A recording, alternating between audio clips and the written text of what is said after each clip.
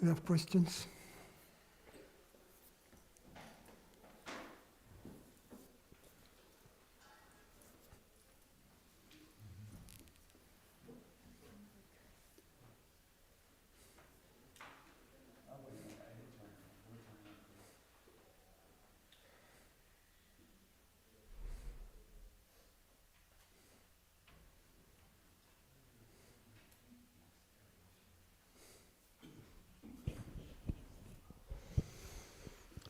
Am I loud enough? Yes, huh?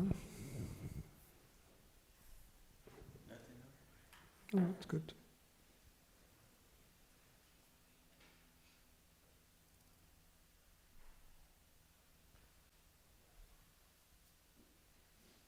No questions.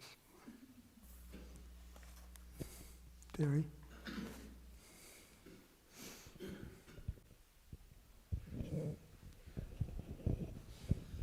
Francis, I'd like to explore the model you offered of understanding, which I found very interesting and very helpful, in which there was a question that was presented as a formulation, then there's an understanding, and then there's a formulation of that understanding. Let's take an example in which, let's say, I'm cooking something, and I decide to taste it. So I have the formulation, how does this taste? Then I have the experience of tasting and understanding, and then I express the understanding, this needs more cilantro. What's really going on there? Well,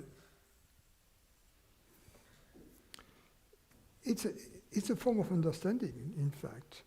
So you taste it, the question is it all right, right? And then you taste it, right? And when you taste it, it's a sense perception. And in order to know whether it's all right or not,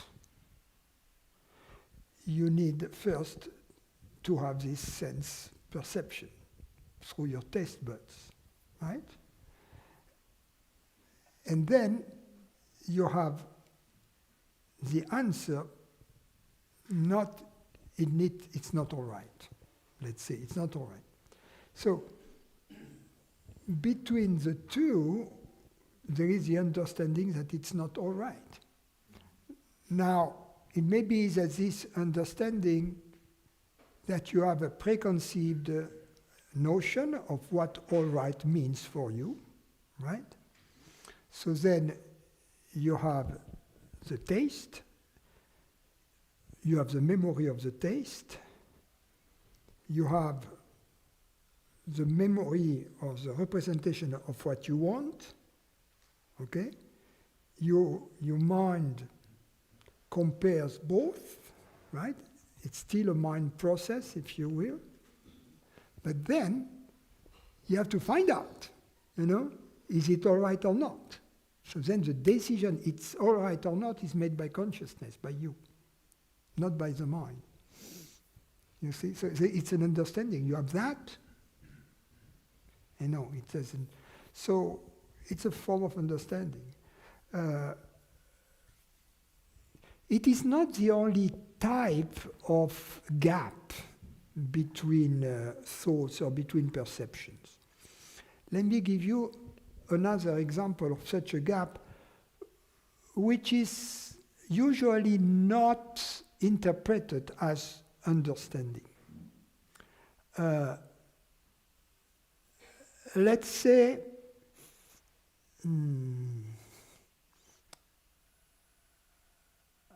I am making tea, and I have put the tea leaves in the hot water, and they're supposed to stay there for 4 minutes, right? And then someone comes and asks me something, and so I try to find an answer to the question. I'm busy with something completely different. I've completely forgotten my tea. And all of a sudden the thoughts come, gee, my tea, I forgot my tea, right? I have to remove the leaves from the water, right? So the point is that, let's say I was talking with someone about a problem with the electricity, just a random example.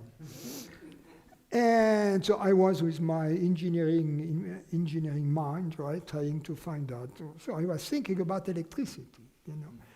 And this thought that I was entertaining and the thought, gee, I forgot my tea. The thought I forgot my tea is not the continuation of the thought about electricity. It's a totally different thought. So the thought about engineering had to come to an end for the thought about the tea to come, and we express that by saying, I just became aware that tea was waiting for me, right? I just became aware, meaning that the thought about electricity was there, came to a stop, there was a gap. In this gap, I became aware. In fact, I became awareness. I became conscious of something, and then I formulated, gee, I need to remove the leaves from the water. So the language says what it says. You know, I became conscious, suddenly I became aware, and there is this sudden aspect, you know, that there is this shift. You understand that it is very similar to understanding, right? Because of it is so sudden. There is no time that elapses. It's very similar. So a thought comes to an end, and that's typical of the interval between two thoughts. But you can have also the interval between two perceptions or bodily sensations. In the case of the culinary examples that you chose, the mind processes, just as it processes thoughts, the mind processes sense perceptions. We know that, right? The mind, for instance, what the retina sees is upside down, right? And the mind processes it. And also, we have two eyes, therefore we see two images. The mind processes them into one image with a depth, a dimension. But what we see is not what the image on the retina is, right? We see something else. So we see something that has been processed by the mind. But what has been processed by the mind is not a thought, but it's a bodily sensation. In the same way, your culinary thing, it's a thought-like perception processed by the mind because you have compared both, and that is presented to the awareness that says yes or no, and the awareness says no. Something is missing. It doesn't fit what I wanted. So again, there is a gap there of understanding at that moment. When the decision is made, no, it's not. So these are examples of gap. Thoughts are not continuous, perceptions are not continuous. In fact, nothing is continuous. We know that, because everything is quantum, right? So in fact, everything is ultimately in nature is, how do you call that? Discrete. There are always discrete processes.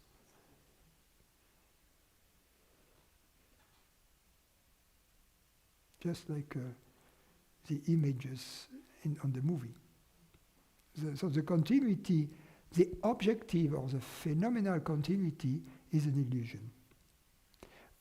Just, by the way, just as quantum mechanics tells us that, generally speaking, physical processes are discrete at the microscopic level, in the same way, I'm not a field I am expert on, but my understanding is that neuronal activity is very similar, because a neuron either it fires or it doesn't.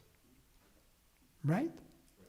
So since we have a limited number of neurons that fires, it means that all mental process, all brain processes are discrete. The continuity of brain processes is an illusion. So the continuity of thoughts, the continuity of perceptions is an illusion because the neurons fire or they don't. It's a yes or no situation, so it's binary actually. The nervous system is a binary system. Unless I'm missing something, doctor.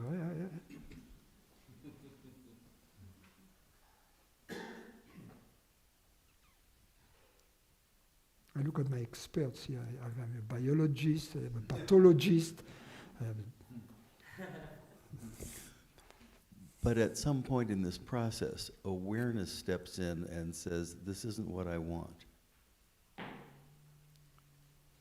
Yeah, the decision, because as I said, you have an idea of what you want, you compare what you got to what you want, and then when you say it's not the same, it's a form of understanding. You understand?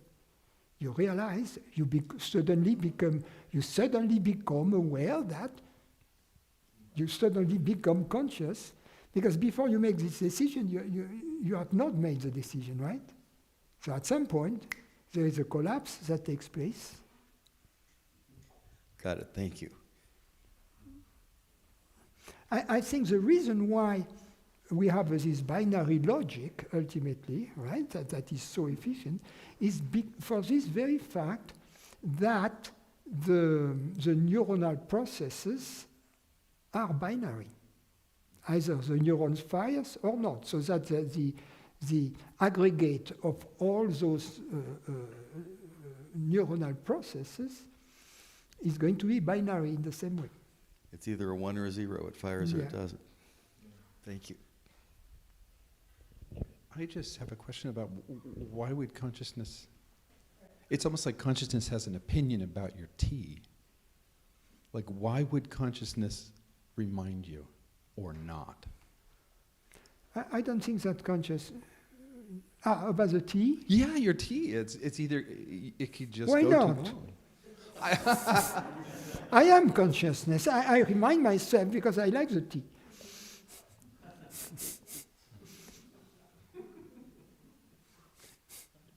And when consciousness, gives us a little tickle during the day, oh, look at this, or whatever. It's the same. It's all consciousness anyway. But yeah. So, but what I was pointing in the process, there is consciousness with object and consciousness without objects, and that's the important aspect that is overlooked, that is ignored in our culture. Consciousness without object, it's denied. Yeah. And the reality of consciousness is, as a result, conveniently denied for the following reason. That if you remove the experience of consciousness without object, all you have is subjective perceptions, mentations, right? Mm-hmm. And subtle perceptions, even. In other words, they are thought-like. And as a result, because a thought is nowhere to be found after it has been perceived, unlike a physical object, the thought are deemed to be less real than physical objects. You see? Yeah. And so that leads to a form of materialism which is prevalent in our universities, right? So that which real is this, is matter, and that is possible because of this fact that the reality of consciousness is conveniently ignored in spite of its blatant reality, right? Because that through which we know anything has to be at least as real as whatever is known. Otherwise, how could something which is an illusion know the real, right? Yes. Thank you.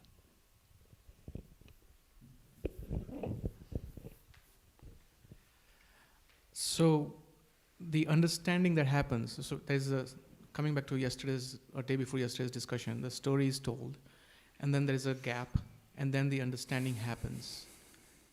So No, not then. Okay. There is a gap. The gap is the understanding. It seems like understanding is a phenomena, is it not? No, precisely. The formulation of it is a phenomenon. It depends on what you call a phenomenon. But what I call a phenomenon is something that appears in consciousness that has a shape and a name. It's a namarupa thing. It's not just a Satchitananda thing, it's Satchitananda namarupa, right? It has, so what is the color of understanding? What is the shape of in this moment when you understand? There isn't, but There isn't. it is The fact that there isn't, precisely, you are Satchitananda alone in this moment without Namarupa. Why? Because the previous Namarupa, which was the thought that you understood, is no longer present, and the next Namarupa, which is going to be the formulation of this understanding as a new thought, is not there yet. So in this moment you are alone. It's Turiya, the gap between two perceptions. I thought understanding is an occurrence, because it's not always there. Well, it's always there, but seen from the vantage point of the mind, which is conditioned by time, it's an occurrence. You see, occurrences, in fact, happen only from the vantage point of mind. From the vantage point of consciousness, nothing happens. Let me illustrate that by an example, by an analogy, that the fact that nothing happens, right? During your night dream, you dream that there is a huge guy, a cannibal, running with big teeth, running and very hungry, and that you are running for your life, right? Then, when you wake up, what has happened? Nothing has happened to you. Nothing. Right? Right. You cannot, right? You understand what I mean. You look at yourself, you're still there. You check your limbs and everything, nothing is missing. Even the most interesting parts for the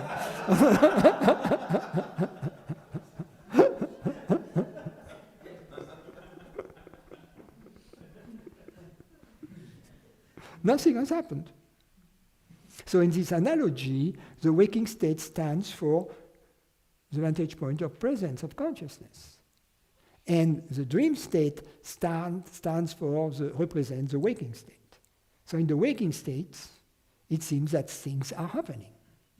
And it seems that there is time. In order for things to happen, you need time. But from the vantage point of presence, nothing ever happens. There is no time. I get that, but I'm still not, maybe I'll have to, like you said, food for thought and think about it. Yeah, food for thought. Because it seems like, yes, the understanding needs the gap to occur. If I did not, let's say the story is completed and I didn't even bother to have a gap, like I just tried to... Wait a minute. Make sure that you don't that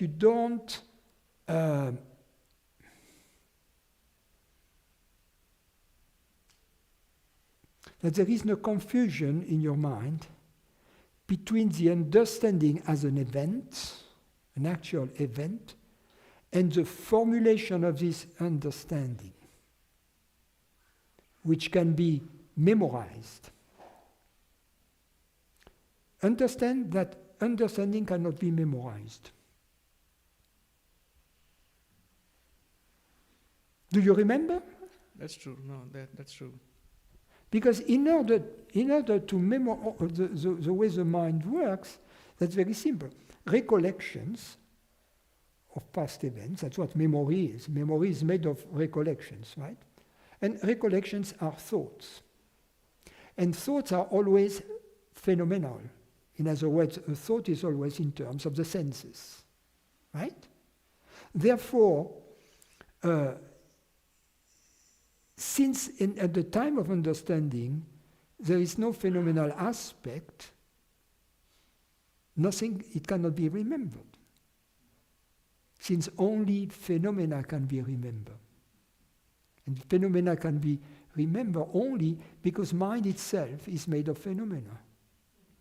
So a recollection is a new phenomenon that mimic a past phenomenon. That's all. But you cannot recollect understanding. In the same way that you cannot recollect love. In the same way that you cannot have a recollection of happiness. Why? Because love, happiness, understanding, beauty are not in time. They are timeless. They are nominal aspects, if you will. They are aspects of reality, or they are in fact the experience of reality. So you cannot recollect it. For instance, you can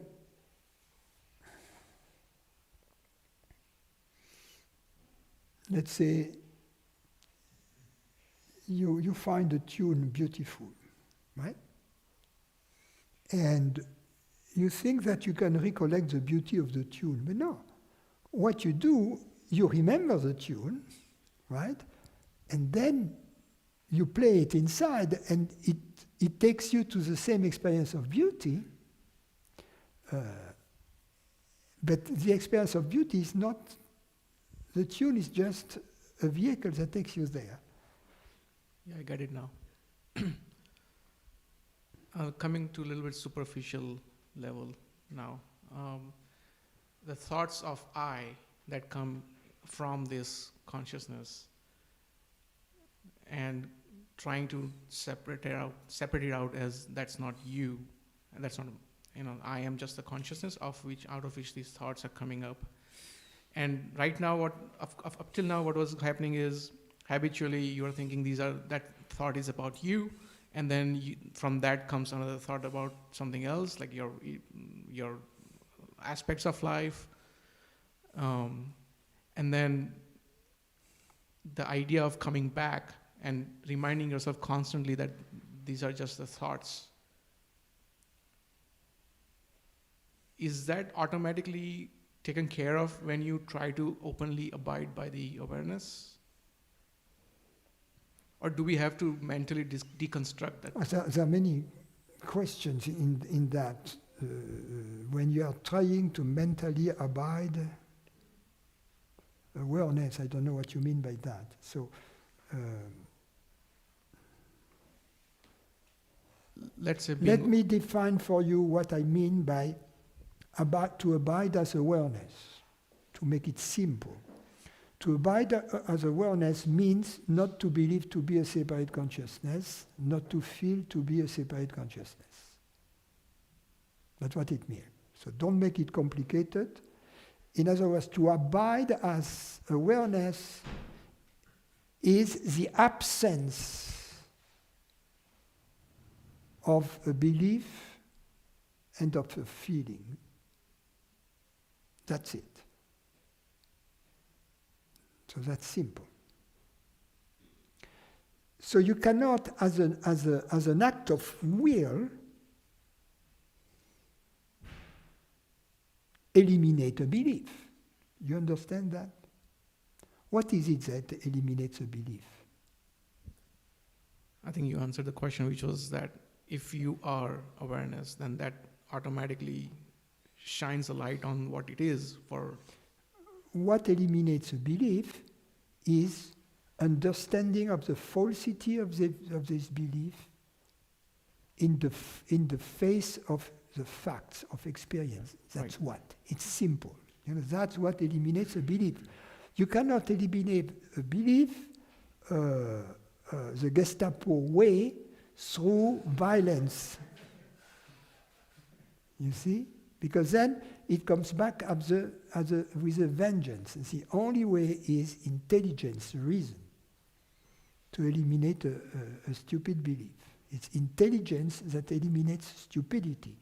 More stupidity is not going to eliminate stupidity.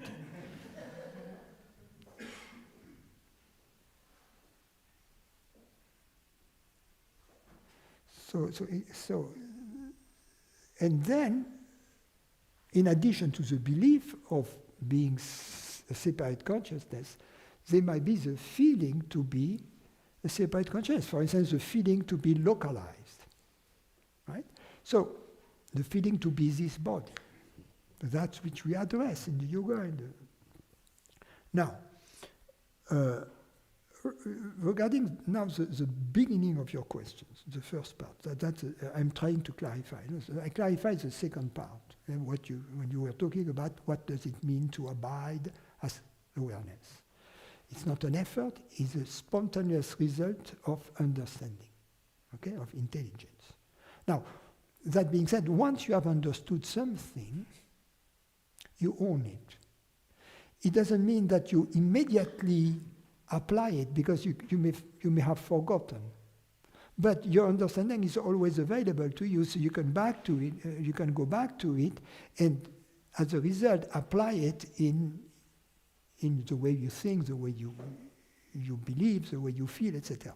That's very important, to apply it. Not to say, okay, that's fine, yes, I understood. Let's do business as usual. No, it doesn't work that way. Now, the second thing is about when I think about me, about I. First of all, there is nothing wrong with using the pronoun I. You know, I remember when I was, actually it was before I met my teacher. I went to another teacher, to one of his retreat, and there was one of the disciples there, who had in turn, he was a kind of a small guru, and he had brought his disciple to this teacher. And it was very peculiar because it was kind in the Krishnamurti coattails, if you will. And he had decided that the use of the pronoun I was not kosher. So he would use instead the we. So it was really funny because at the dinner table he sounded like royalty. Could we have the salt, please?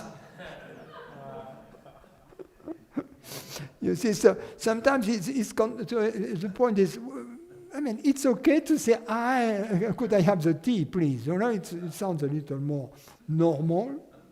So then, the question is, what about I? You know, what about I? The problem is not, as Shakespeare would say, to think or not to think the pronoun I. That's not the question. The question is, when I say I, am I clear? Do I have a clarity about what I mean by I? That's all that is required. And questions are, do I mean my car or my house? Do I mean my body? Do I mean my mind? Or do I mean consciousness? All that is required, you can do that as an exercise. When you think I, instead of thinking, oh, I am Again, I am in ignorance. No, you are not in ignorance. Just be clear about what you mean. If if it is your car, you are the manager of your car. If it is your body, you are the manager of your body. If it is your mind, you are the master of your mind. The mind is your servant. No problem. You are just the manager, the master. If it is consciousness, it's you. So when you say, I understand, that's consciousness. When you say, I love, I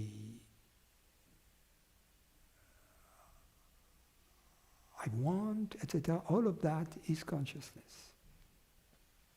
And usually consciousness is every time the I cannot be defined as an object. And if you say, I have a headache, that's the head that has a neck. You know, and if you say,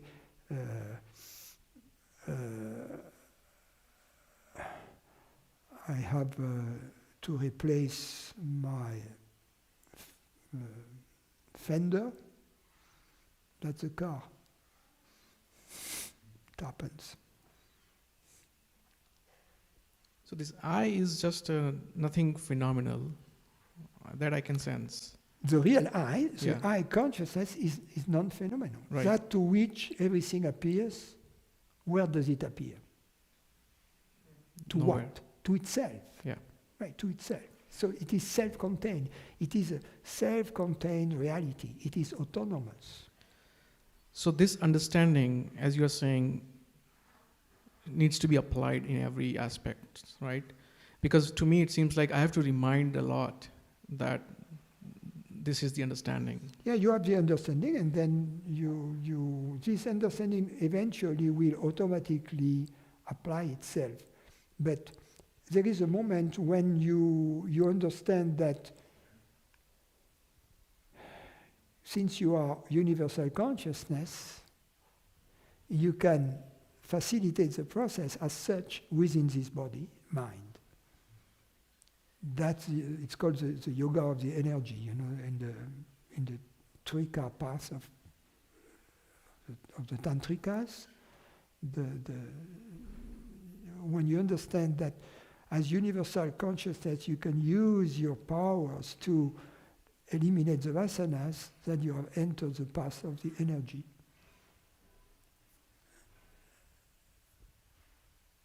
But that's not something you actively, of course, do, right? It's because Yes, you do it actively as consciousness, obviously, yes. Everything you do with full knowledge that there is no separate doer, you do it as consciousness, obviously. Every activity, you even you don't need to have the full knowledge that it is not a separate doer. All you need is not to know whether consciousness is individual or universal. So every decision or activity that originates from this doubt, from this philosophical doubt, if you will, is in fact an activity of the Absolute. It's very important to understand, because often people they think, well, I cannot act in wisdom because I am in ignorance. So I have to wait up until I'm a sage to act like a sage. It's totally wrong. You see, we have to understand I'm already universal consciousness. It is only my belief to be separate that creates ignorant activity and ignorant thought. However, since I am a truth seeker, it means that I have a fundamental doubt regarding the nature of consciousness. And the doubt is about its limitness, its separateness. So the moment I stick to this doubt, in other words, I stick to the not knowing whether consciousness is universal or not, at that moment, I allow for consciousness to be whatever it is. You see? So everything that comes from this place of not knowing will be an action that comes from consciousness. Directly. In other words, it will be devoid of ignorance. So two things. One is I as consciousness, the idea that this is also universal consciousness is also... The idea that... This is also a universal consciousness. It's not just a separate consciousness. So that is not a... To me, it seems like that is I don't know if intuition is the right word, but that is what it is. Like, it is. Yes, it's universal. But it's not something that's derived through... Yeah, it's important to not to believe what I say, but to try to verify it in your life. That's why I don't want believers. I'm not the Pope. Yeah, this is not a belief. This is a sense. You see, what we know really about consciousness through the investigation, really, what we know is that we don't know. We don't know that it is separate. We know that we are it. And the beauty is that it is sufficient. Right, so it's not separate because there is no evidence of it. That's how it is. We don't know whether it's separate or not because there is no evidence that it is separate. Yeah. Other than what people say, but they say so much garbage that... and it doesn't work for them in terms of happiness. They are miserable. So there is something wrong in there. So eventually, as you keep trying to live your life in this not knowing, in other words, you will live your life allowing for consciousness to show its true colors, you will be convinced on the level of your mind that it is universal, right? But this conviction, the mind can never be 100% convinced, right? But it doesn't matter. Because if what the mind believes that it is universal is true, then it's not an impediment. You see, a positive belief which is backed by experience, even if this belief is not 100% certain, cannot be detrimental because it is in accordance with the truth. Whereas if the belief is not backed by facts, that can be detrimental. If you believe to have $1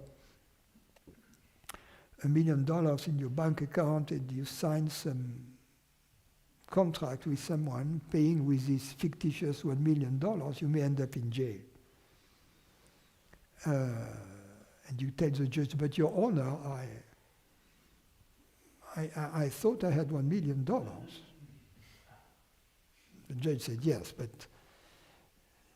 you paid for that for this beautiful Ferrari, and then you crashed the Ferrari. Yep, thank you.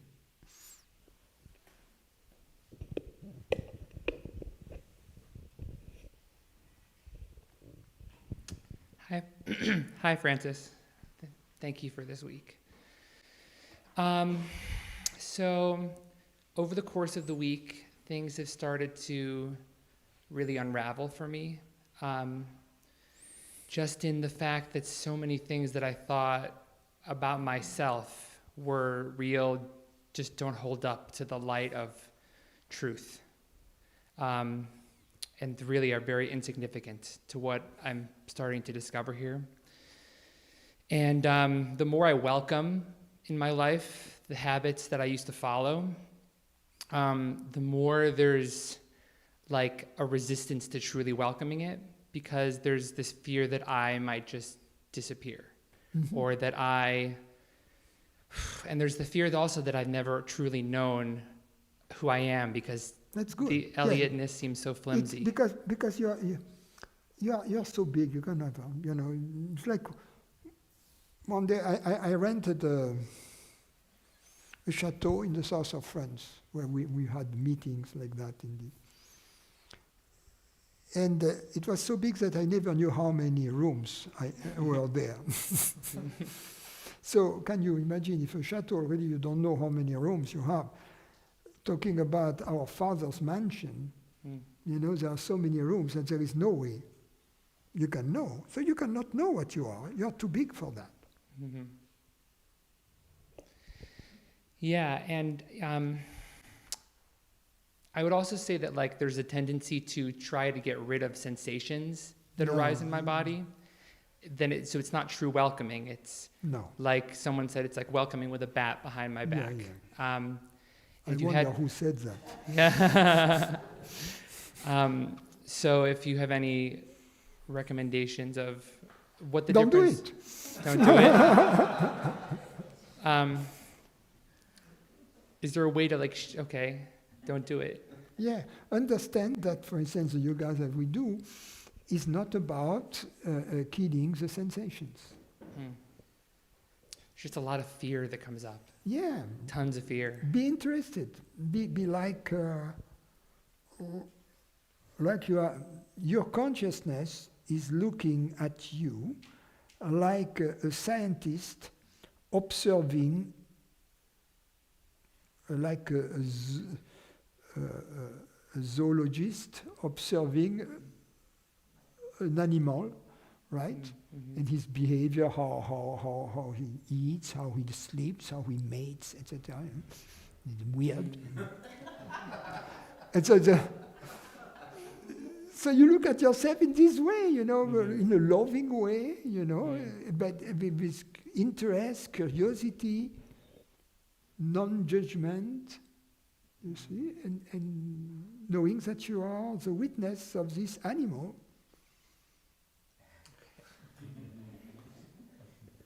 Okay, thank you.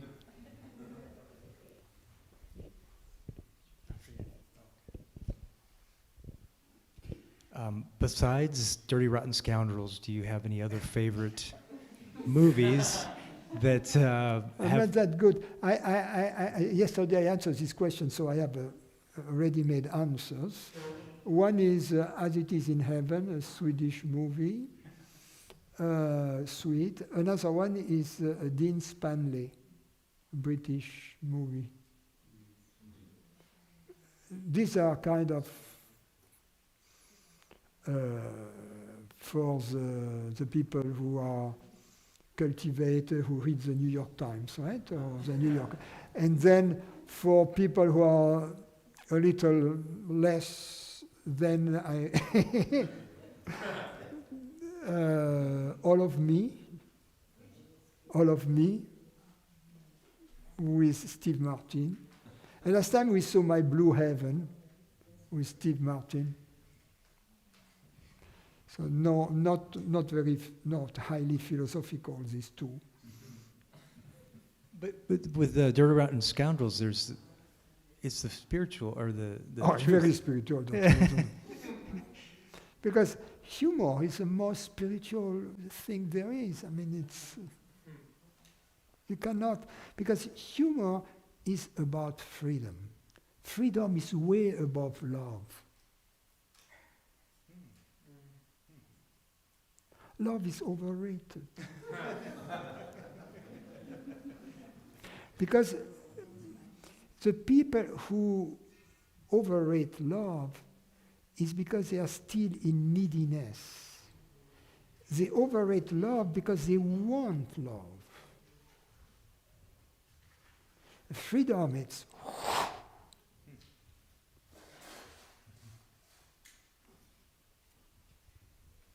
I thought you had us watch Dirty Rotten Scoundrels because of all the false identity, layers of false identity.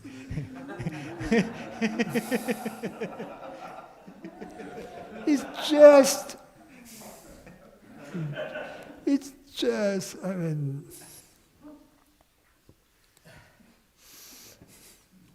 I love the creativity, I mean, in it, you know. You have, what's the name? Professor Apfelstrudel or whatever. And he picks the thing and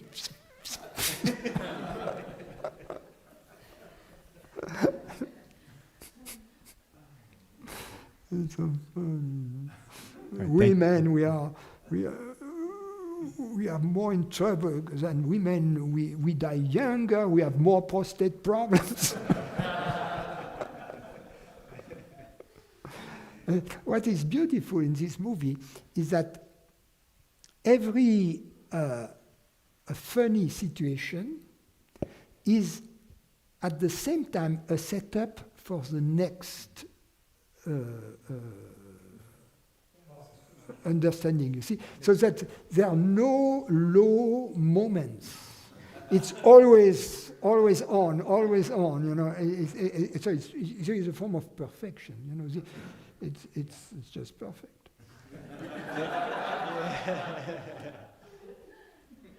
All right, thank you. Francis, so can you say a little about the I thought and the I feeling? What is its significance? Okay. There is nothing wrong with the I thought, right? There's nothing wrong with the I thought. Mm-hmm. And as I said earlier, it depends what we mean. So what we need first is clarity. And what we say, I, do I mean the body, do I mean whatever, or do I mean consciousness? Now, you see, as we say, the map is not the territory, right? The map is not the territory. So the I thought is the map.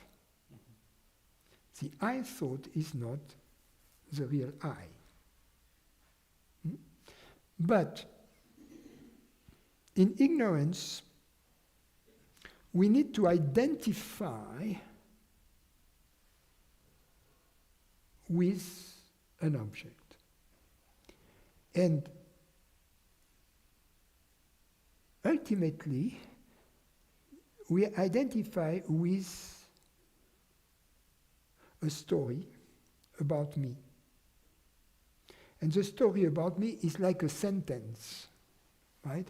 I was born, I am not happy, I got my driver's license at that age, etc., right? A sentence. But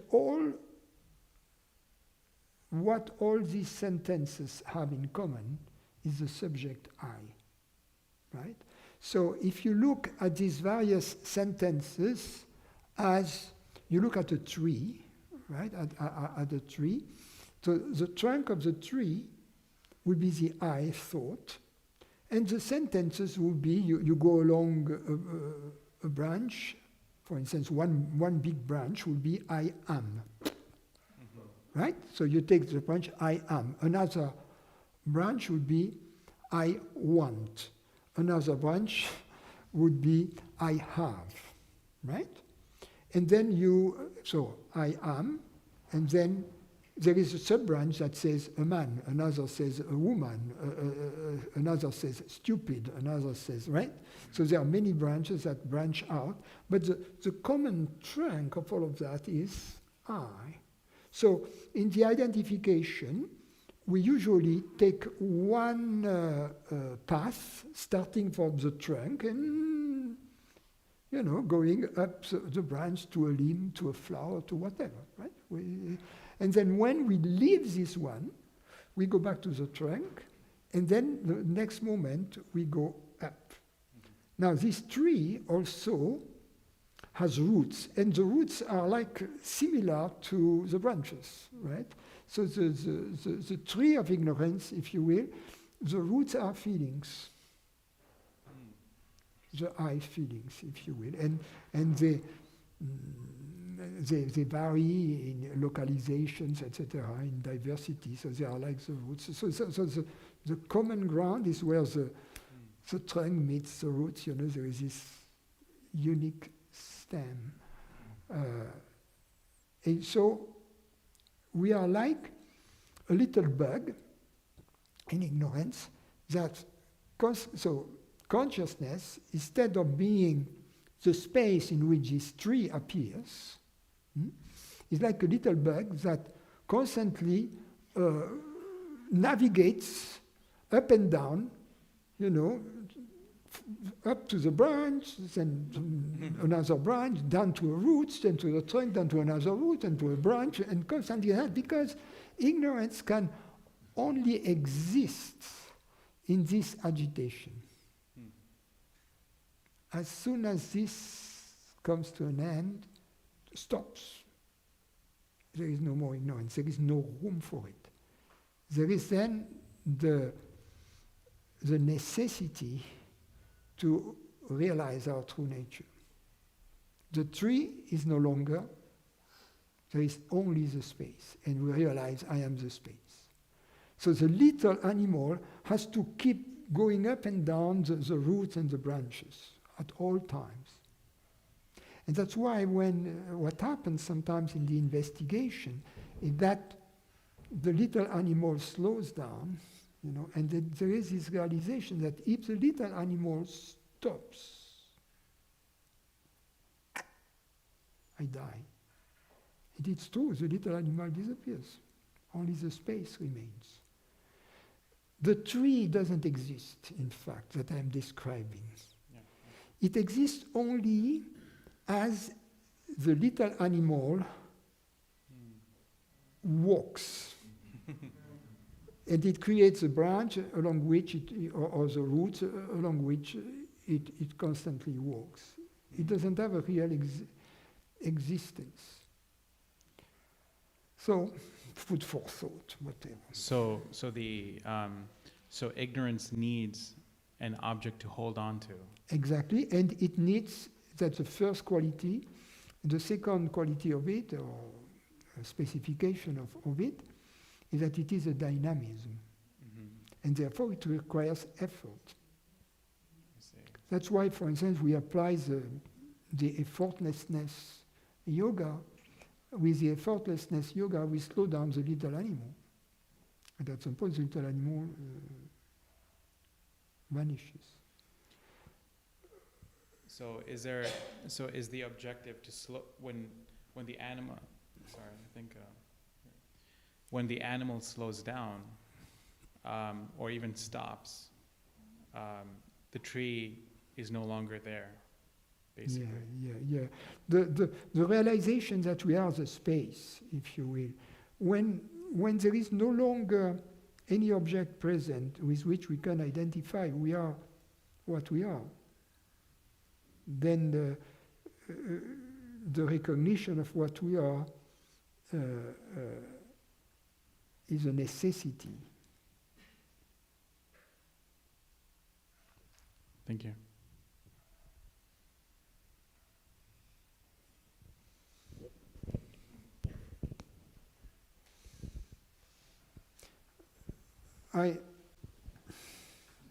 It doesn't mean that in a gap we have this liberating glimpse. The liberating glimpse doesn't apply to any form of understanding, because there are two kinds of understanding. There is phenomenal understanding, or let's put it this way, objective understanding, and there is noumenal understanding.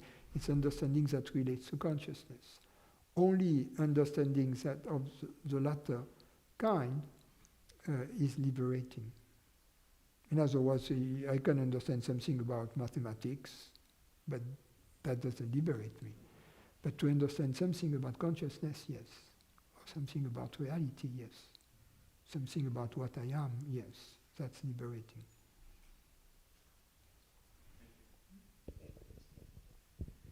Hi, Francis. I just have, I was just thinking about understanding in the gap,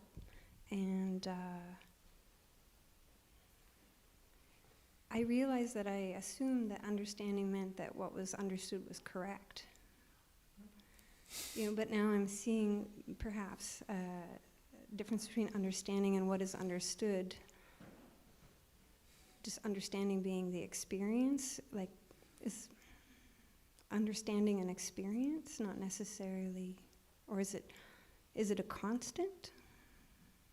If it's that which, like, even if we're understanding that, if I understand that I don't understand something. Understanding is a discovery of truth. Is that something that was not evident all of a sudden becomes evident.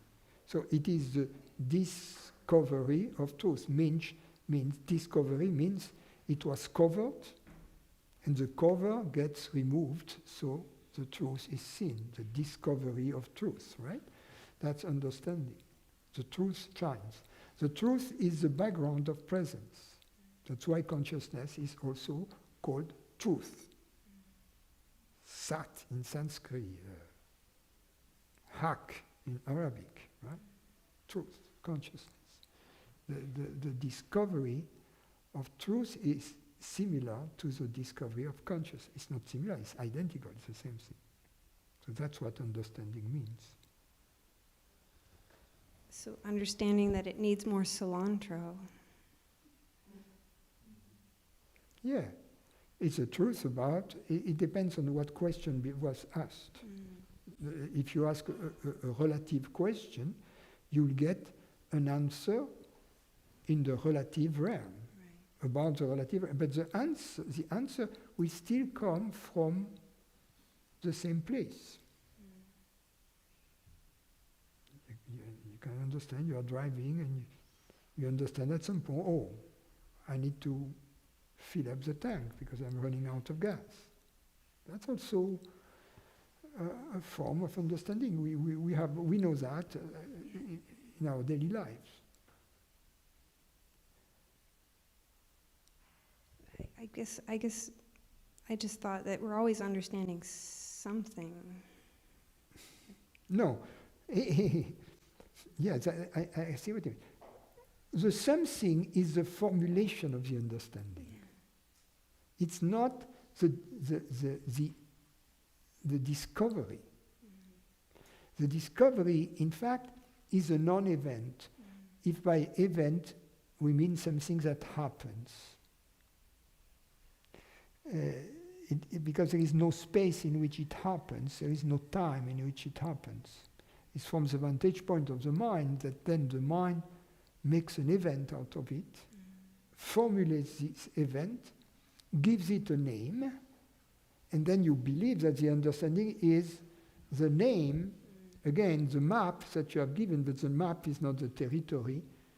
The formulation of the understanding is not the understanding. However, the formulation of the understanding has a power to take you back to the understanding in the same way as a map is a useful tool to take you back to the place you are seeking on the territory. Right? That's beautiful. Yeah, because if the understanding is, if the question is not relative and there's understanding, the formulation can be a very subtle image or... Yeah.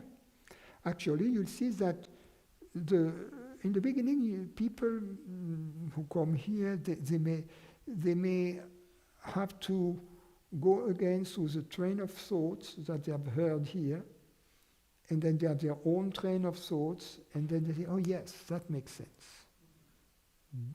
It takes them to the understanding. But then this train of thoughts becomes shorter and shorter, and then there is no real thinking, there is a direct knowledge of it. Thank you.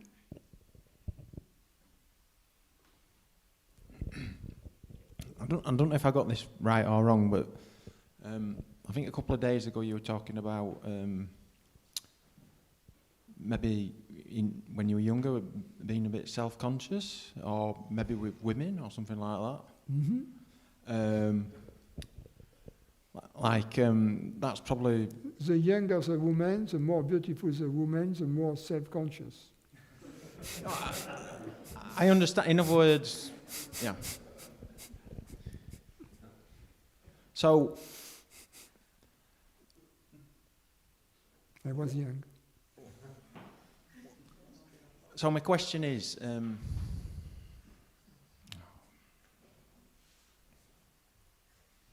see, I'm feeling self-conscious now.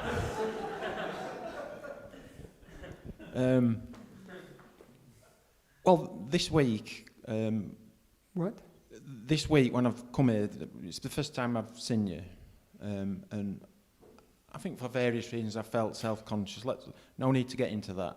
But from my understanding of what you talked about, the yoga meditations, you said that, I'm talking about self-conscious, feeling uncomfortable in social situations. That's one of my biggest issues, if not the biggest. I think you've said that it can't really be dealt with on the level of the mind. Well, let me, I don't want any confusion with that. When I tell this personal story, is to illustrate. I don't tell it just in a gratuitous way for no good reason at all. I tell this seemingly personal story to illustrate something that I understood then, and which is prior to becoming interested in the truth. I was trying to get rid of this shyness through psychological manipulations, because I was not spiritually oriented. And something changed when I encountered first the books by Krishnamurti, but most importantly, when I met my teacher. Then, what I understood then was that ultimately, whatever psychological issue I had, be it shyness, be it fear, be it desire, be it whatever it was, it would be useless for me to try to resolve this issue by focusing on it and trying to manipulate my mind through psychotherapy or means of this sort, because the fundamental cause of this shyness, the shyness was simply a symptom.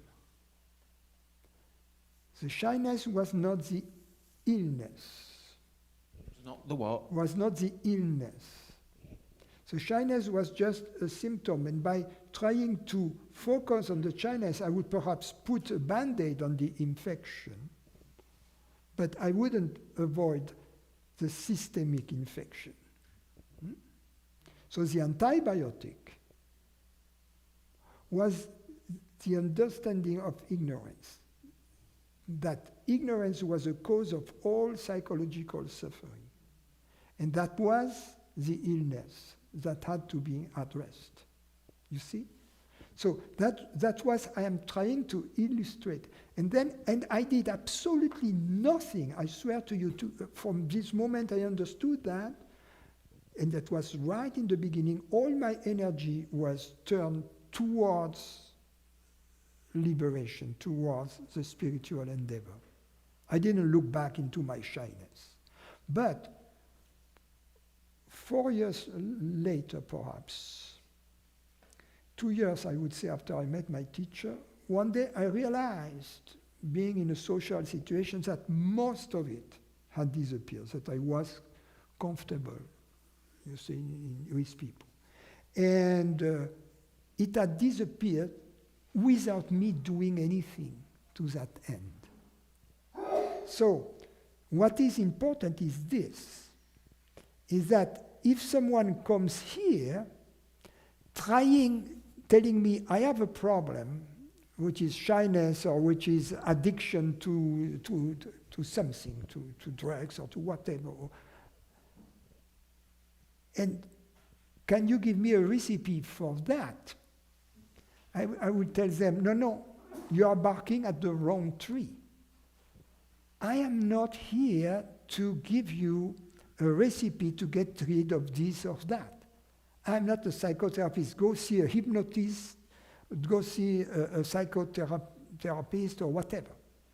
My job, what I'm trying to deliver is not that. What I'm trying to give is inner peace. Very different. Very different. So as long as you are asking me for something else than inner peace, you are not asking in the right direction. I want to be very clear about that. You are following me? Sometimes people come, they have a problem with health. I think, I'm not a doctor. You have a psychological problem. I am not a therapist. You are smoking. It's not. I used to be a big smoker. So try. I have my method. But it worked. But I'm not teaching it.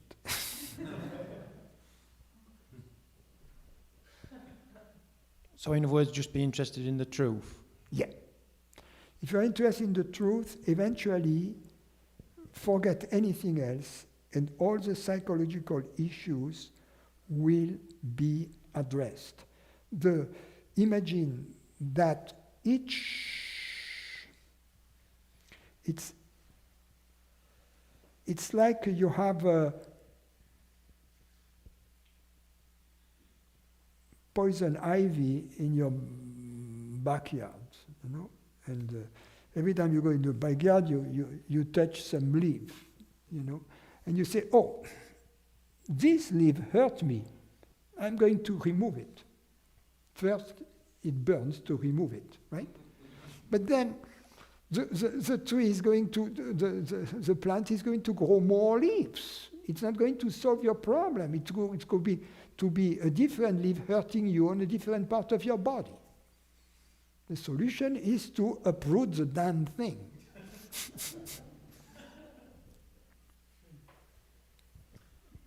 But what if you I was... don't have a poison ivy in the UK?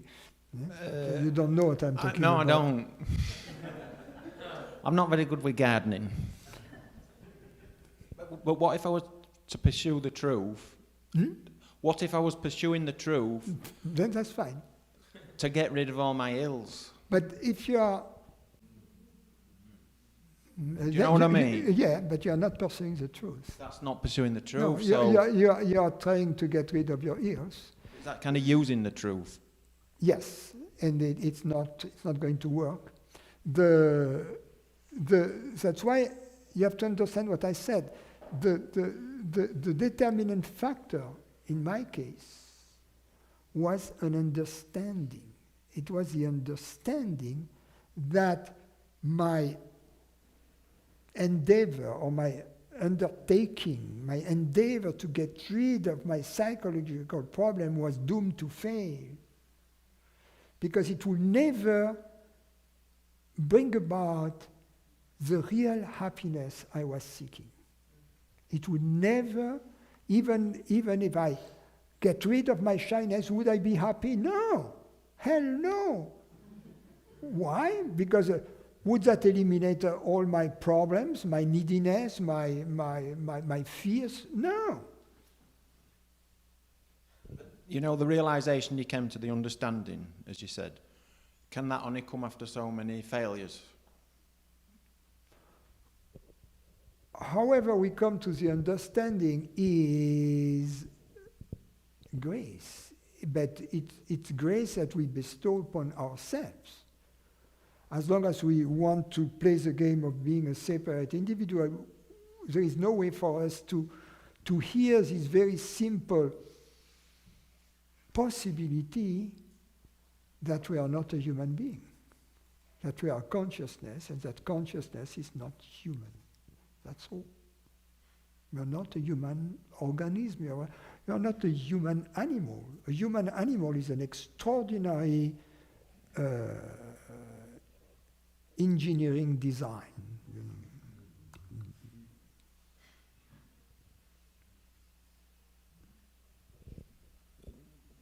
So ultimately, is there nothing I can do other than be interested in the truth? And that can only come from itself through grace. What you can understood is that to get rid of your problem is not going to bring about the happiness you seek. That's all you have to understand. But as long as you believe that you get rid of this or that problem is going to make you happy, you are fooling yourself. You are really fooling yourself. Look how many people are wealthy, good-looking, young, healthy, and commit suicide. How many?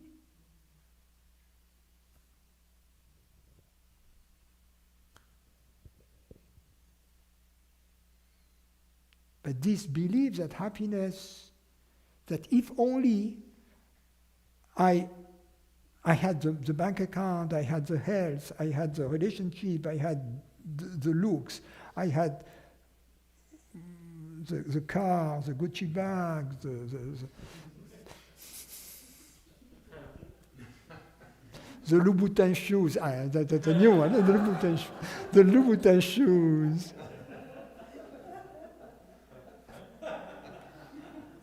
I have a new one. A new sponsor. I'm not going to use them, but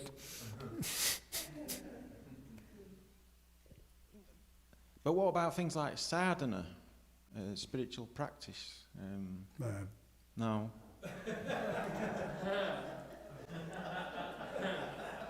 Am I totally wasting my time?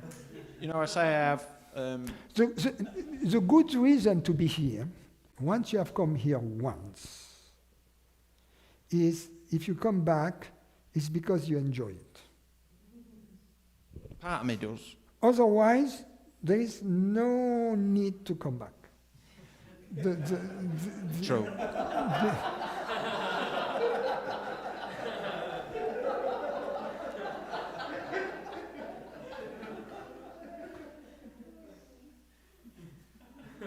I mean, because it doesn't make sense. I mean, you go somewhere, you have a bad time, what would you come back?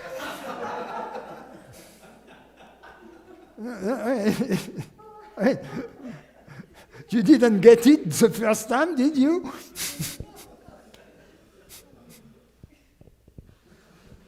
Unless you are into S&M, that's a different. I respect that. No. My mind complicates it so much. My mind just turns me nuts. I mean, I've been seeing Rupert 5 years, and the more I seem to get into this, it's almost like sometimes it feels the harder it gets. Don't go to Rupert or to me unless, when you come back, you decide that was nicer than my daily life. That's all. I also enjoy the friendship. Yeah, whatever. The air, the friendship, the space, everything which has, especially everything which is invisible. Invisible. Yeah, that's important. So that's what was taking me to my teacher again and again, is because I was enjoying with him and with the like-minded friends around him, something that was invisible. That was a real commodity that was sold at this pub. And is that what is invisible on what you call the luminal level, is it? I don't know if that... Yeah. So, my final word, if I leave here and end up getting a good whiff of that while I were here, is that what I'm after? What is visible is not important. That which is invisible is the meat. It's a metaphor. Where's the beef?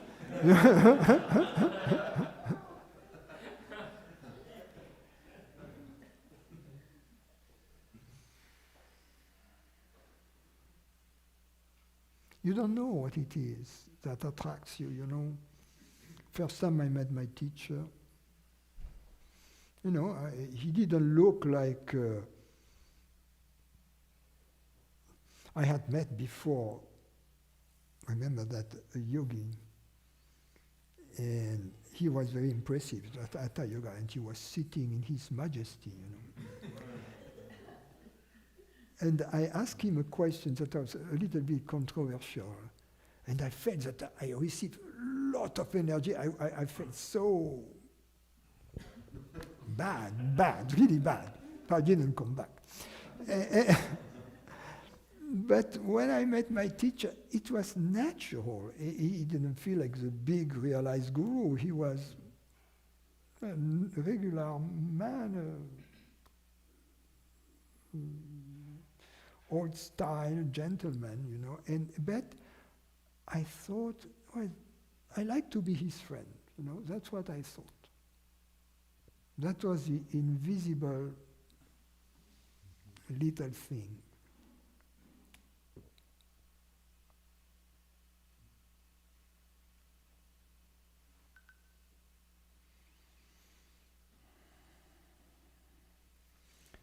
No more questions here?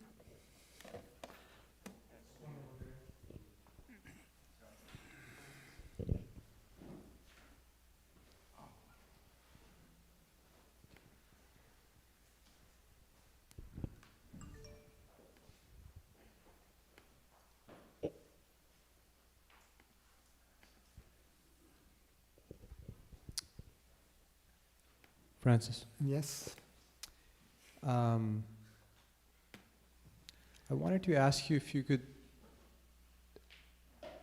give an example or elaborate on how to contemplate the higher ideas that you've spoken of, let's say the number pi or infinity. If one was to see, it leads, you said it often leads to, it can lead to the experience of truth. And I feel like I have done that, and it seems that you just have to obsess with it. I absolutely didn't give that as a path. The path is what we do what we do here. I just mentioned that for the following reason. To give an example of realms that are not mind-like. That's the only reason why I mentioned that. To give an example of realms, for instance, that in which there is no time, but in which there is still diversity. For instance, the number E is not the number pi, is not the number 1. So there are distinctions, right, in this realm. But there is no time. So I was giving this example to open, to keep the possibility open that mind-like realms were not the only game in town. That's all. I was not suggesting to pursue that because that's a different story, but I can answer this. Then it's a question of vocation. We are all different. Right, actually I did want to ask. We all have different vocation. It is not for everybody to be a mathematician, because a mathematician is not someone who knows mathematics, is someone who loves it.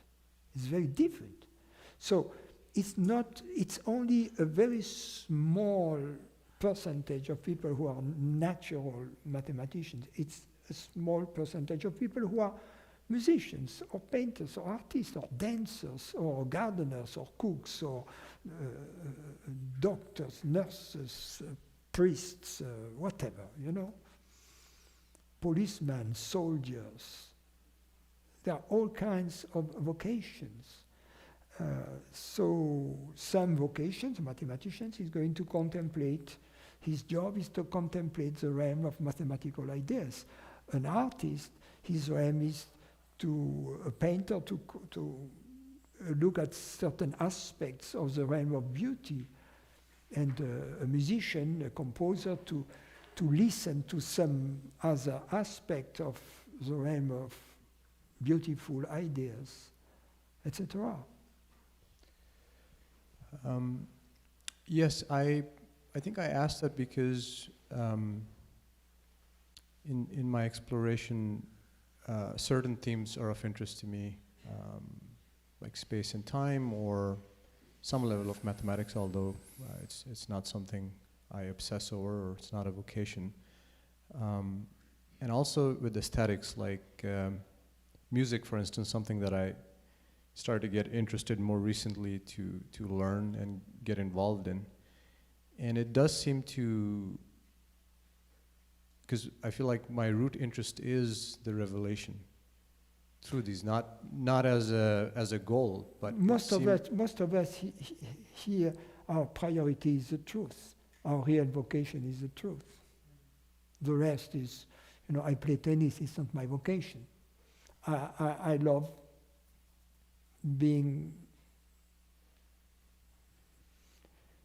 remaining informed about physics, and from time to time going back to it to make sure I'm not rusted, and I still can do some exercises in general relativity or in quantum mechanics, just to make sure I have these skills at my disposal. Like someone who was once plays the violin, doesn't play it, but once in a year picks up the violins and for 3 days tries to play a partita or something like that.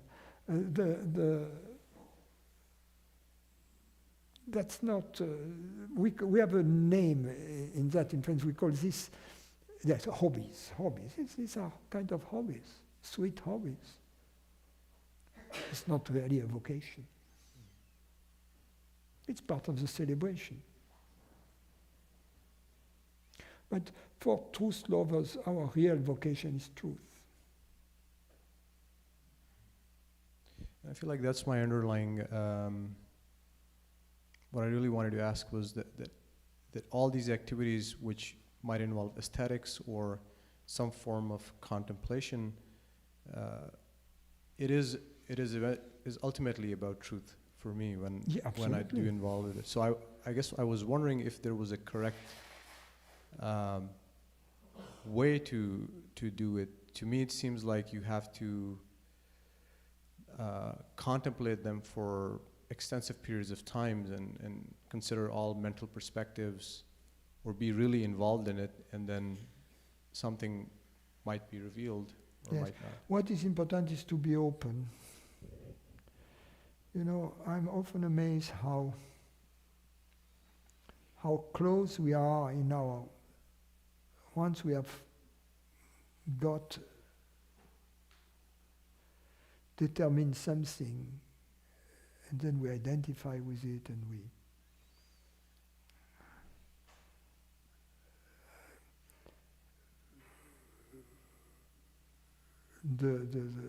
we are attached to a theory, to a concept, and then it becomes like fossilized.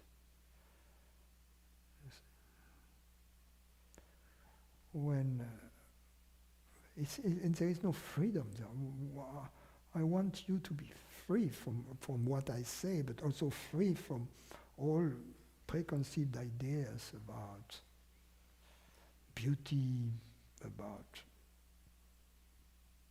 politics, about ethics, about all of that stuff, to be free from all of that. To know nothing. You know, Meister Eckhart, he says, to know nothing, to have nothing, and to want nothing. He was calling that to be poor in spirit. the biggest attachment are to concept. It's very strange. But people who are religious, for instance, they would give their life to the church. They would give all their belongings to the church. They would give their sex life to the church. So they would sacrifice. But their concepts about Jesus, about whatever, the afterlife, no way they would give that up. So there is crystallization around.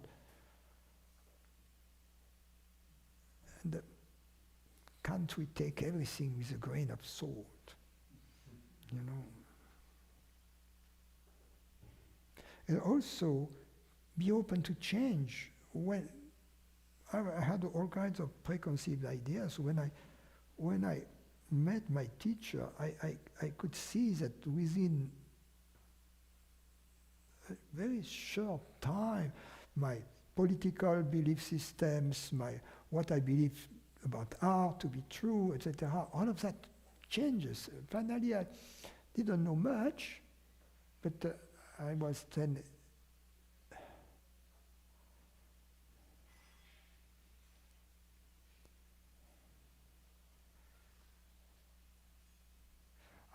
I guess I was open. I was open to be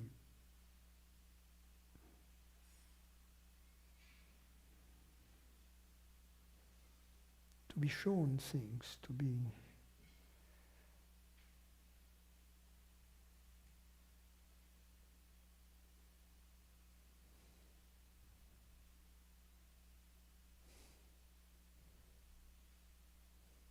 there is something beautiful, I think, about a scientific upbringing, is that we don't like very much beliefs. We want to check it out, and we have this openness that if something experientially comes up that doesn't jive with what we believe, we are very ready to get rid of our previous belief system, and not only not being unhappy about having to do it, but being happy to have done it. You know, to have got rid of something that was false and replace it with something that was better. You know, that's how scientific progress is made, and that's something kind of that you don't find in other realms. This type of openness. It's rather things that are inherited from the past, and that we have the mission kind of to perpetuate. That's a very old ways human societies have survived. And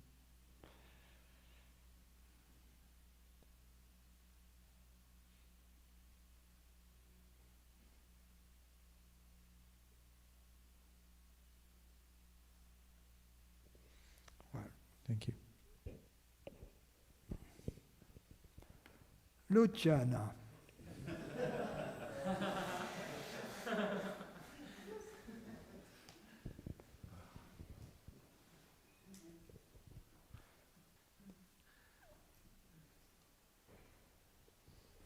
She says, I know that I do not need you to confirm my experience of liberation, but I do need your help to remain always in this peace, to stay away from states and not to go back to identification. You are my voice after all. If you say I'm deluding myself, I would want to believe it, and I fear that I could remove all the progress in understanding and happiness to prove you right. You said that every day before your satsang, you wonder if a miracle will happen, and it always happens, and nevertheless, you are surprised when it does. I know why, because the moment understanding happens, there is no teacher, no student, only consciousness finding and surprising herself. Is that so? Yes, but I was referring, you see, of course you are not here, but you have attended other retreats. And in the course of the retreat, something changes that is invisible. But the ones who are there, they experience it. At least the ones who come back. And right in this moment, I know it. It has worked again, this retreat. It's never failed. It's mysterious. Would you, she goes on, would you not say you do the best job ever? I don't do job. As my teacher used to say, I listen to the question, I listen to the answer, and then I say the answer. It's not that that's just a public address system, it's nothing. So, and I am often surprised by what comes. You know, sometimes I say, wow, that's weird, or wow, that was beautiful, or wow, that was funny. You know, I am enjoying, if something funny comes, I laugh. You know, so really, if I was creating the joke, I shouldn't laugh, right? Because I know it, right? If you know it, you shouldn't laugh, right? So I am surprised by the joke. So it's not, you know, it's like in a dream. You create the dream, but there are elements in the dream that still surprise you. That's the beauty of it. It's the same here in this dream. The fun of the dream is that you can be surprised by our own creation. So, how was it? She said, would you not say you do the best job ever? How was it at the beginning when you first began to teach non-duality? Can you tell us something about then?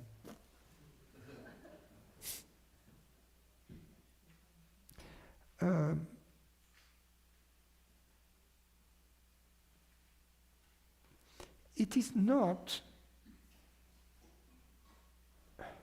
we can all be teachers of non-duality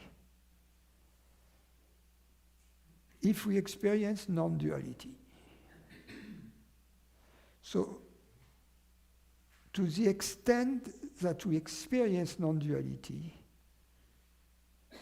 we can share this experience.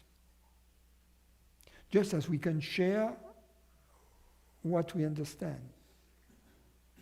We can share, do our best to share what we experience. What we understand is part of what we experience. What we experience is bigger than what we understand. So what we truly understand, what we truly experience, we can share it. I mean, there is no law, at least in America, that prohibit us from sharing what we understand and what we experience. There are other countries, it's not the same, right?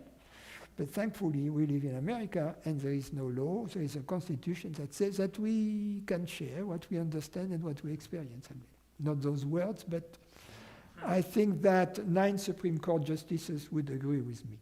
So that's a beauty. So in the same way, I could, everybody can be a teacher. My recommendation would be absolutely honest and talk only about you understand and or experience in the moment itself. Don't even use past experiences unless you use them to illustrate a point, as an illustration. But the teaching is what you is a sharing of what you understand and what you experience in the moment itself. And also, don't teach the stones. I mean by that, when you teach, you address consciousness. You don't address body-minds. And you address the openness. If there is no openness, don't teach. Teaching when there is no openness, I call it preaching. Preaching and teaching is not the same. Don't preach. Teaching is if there is a demand, if there is a question. If there is a question, it means that there is an openness, because if there is a question of sort or a need that you feel, it means that they don't have the answer. If they don't have the answer, they are open. So the prerequisite for, and that's the moment when the teacher appears. The teacher appears with the question. There is no teacher. It is a question that creates a teacher. That's why I don't do speeches. I'm so bad at doing speeches. When people come here the first day, I say, well, I have to say something. You are welcome. What am I going to say next? You know? It's a problem. Then I say, oh, be careful, my bathroom over there, don't walk back there, or things like that, because I have nothing to say. The teacher is not there when you arrive. He's the teacher. There is Francis John Doe in his house, right?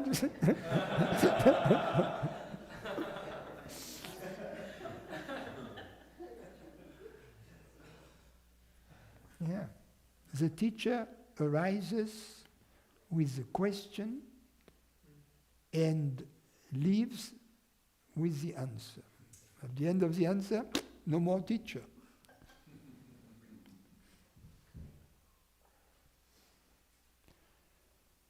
Divya, so there is a teacher because there is a question.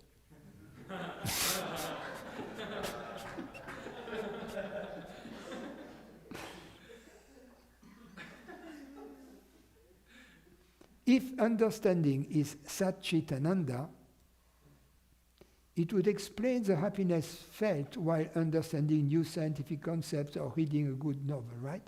Absolutely, Divya, yes.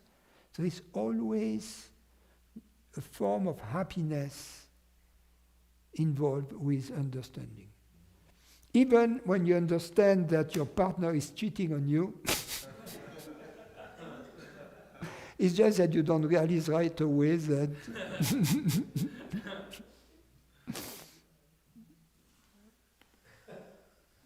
Vikrant. I seem to look at life from the spectacles of past conditionings. How do I look at perceptions, sensations, and thoughts without labeling them? Well, you can label them. It's not a problem. And how do I look at persons and situations without prejudging them in my mind? So, look at persons when you interact with someone, interact with the consciousness in this person, not with the body-mind, being open to the possibility that it is the same consciousness in you and in them that perceives, that you are on both sides of this exchange, of this interaction. So that will go a long way. Regarding situations, see that the world is your body, and that you and that you are the creator and manager of your body and of the world, so that the events that are happening in the world, they are not hostile towards you. they are the flow of things. Ultimately, they have a purpose.